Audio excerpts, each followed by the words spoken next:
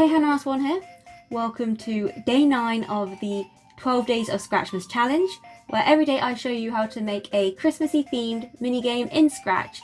And today, for part 9, we are making the game Snowball Shot, where you have to click at the right time to aim the snowball so that they hit the different targets. I am of course assuming that you have completed days 1 through 8, and if you haven't, those will be linked down below, so you can catch up to where we are now. But if you've already done that, let's jump right in with the coding. As always, we're starting in Game Sprite 1, and we need to find our game start script, which is right up here, right near the top. And we need to fill in the if game is equal to 9 section today. So what I'm actually going to do is just copy in what we have for game 8. Change this variable 1 to actually be countdown, which we're going to set to 5. Then we're going to get rid of the wait until mouse down one, so it's wait until not mouse down. And we can get rid of the set game state as well. So we still need the repeat until loop, but we can remove the if function from between these two blocks and replace it with set game state to 1 and change countdown by -1. And then we can drag this in. This will control the shooting of the snowballs. With the countdown in this case, instead of being a timer, it's actually how many snowballs you have left. But now let's go on to the clone define script, scrolling down until you find that. So first we want to switch costume to, we want to find the aim costume, there we are. Then we want to set this type to aim, go to 0, -142, and create clone of myself. Then we want to switch costume to target. Target 1, sorry. I want to switch costume to target 1. Then we want to set this type to target.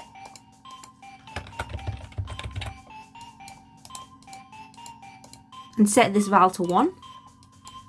Then we need to go to x -150, y -10. Then we want to repeat 3 times loop, as so.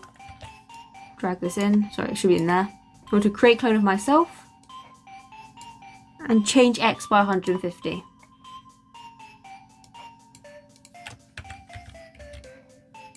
Then we're going to set this val to 2 and go to x -180, y 45.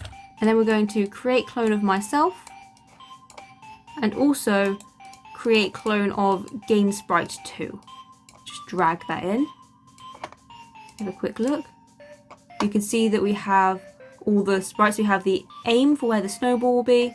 We have three targets down here and then 1 up here. And we still need to sort what game sprite 2 is doing. But for now, we have all the sprites that we need cloned in. So let's go to the when I start as a clone script. So first we need an if-else function in this with the condition if this type is equal to aim. Then we need an if-else function in that with the condition if game state is equal to 0. Then we need a show block. And then from under the motions tab, we want to point in direction. Then for this, we need a multiplication operator being multiplied by 85. Then we need a sign of operator, which if you remember from yesterday, generates a curve. Then we need a sign of, we need a multiplication with one side being timer. Then for the other, we need another multiplication with it being one side being 30 and the other being score plus 1. And then we want to set variable 1 to direction, which you can get from the motions one down here, just the direction variable. So as you can see now, the arrow starts to swing backwards and forwards, and as your score gets higher, this will happen faster and faster, making the game harder and harder as your score increases. But for this empty else section that we have here, we need an if function, with it being if this type is equal to target. And then within this we need an if-else function. If this val is equal to 2 is the condition. Then we want to set x to, and I'm just going to copy this pointer from the point of direction thing and get rid of the score plus 1 section. So we need to be sign of timer times 20 times 180. Then we need an if function. If touching game sprite 2, drag that in from the sensing tab, change score by 5.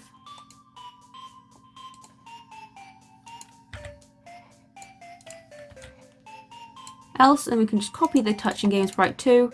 Else, if touching game sprite 2, change score by 1. Oh, sorry. Actually, mistake on my part. This section here, this actually needs to be in the else, the second else function, and this needs to just hide. There we go. Now you can see we have it so that the snowman at the top goes backwards and forwards across the screen, making it a harder target to hit, and it gives you a higher score as a result. But now let's go to the game sprite 2, and in the game is equal to 9 section. The first thing we want to do is switch costume to ball. Then we need a forever loop, and within this loop we need an if else function with the condition if game state is equal to 0. And in the if portion, go to 0 minus 142 and point in direction variable 1. Else, we want the move 5 steps block. Then we need an if function. Then we need an or operator in that. So or, so if it's sensing touching edge, so the edge of the screen, or touching game sprite 1, then we need an if else function. So if countdown is equal to 0, so if you're out of snowballs, hide, wait 1 second, then set game to none,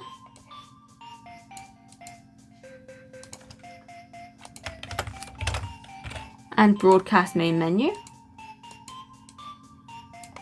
Else, set game state to 0.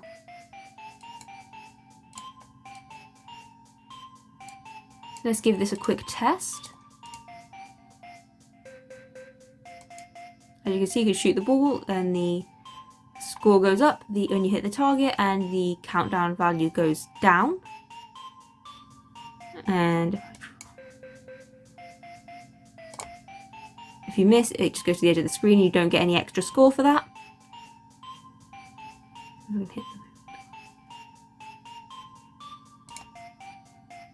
And if you hit the extra target, you can see that the score jumps up quite a lot. And because the score jumped up so much, the arrow is now moving a lot faster.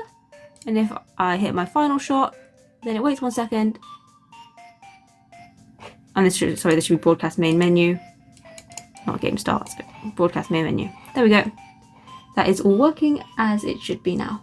So let's add in some sound effects. So let's go back to game sprite 1, and under the game start script, after the wait until mouse down block, we can start sound pop pick random 1 to 3. And then back under game sprite 2, and then if we go to the when I start as a clone script and scroll right down to the section on game 9, there we are. In the touching game sprite 2 if functions, we can just drag in a start sound correct block. And that's all we're going to do for sounds, which does bring us to the end of this project. So thanks for watching. I hope you enjoyed this video. Like and subscribe if you did. It lets me know that there's something to see more of. Do the Discord link down below, and I'll see you tomorrow with day 10 of the 12 Days of Scratchmas challenge. Bye!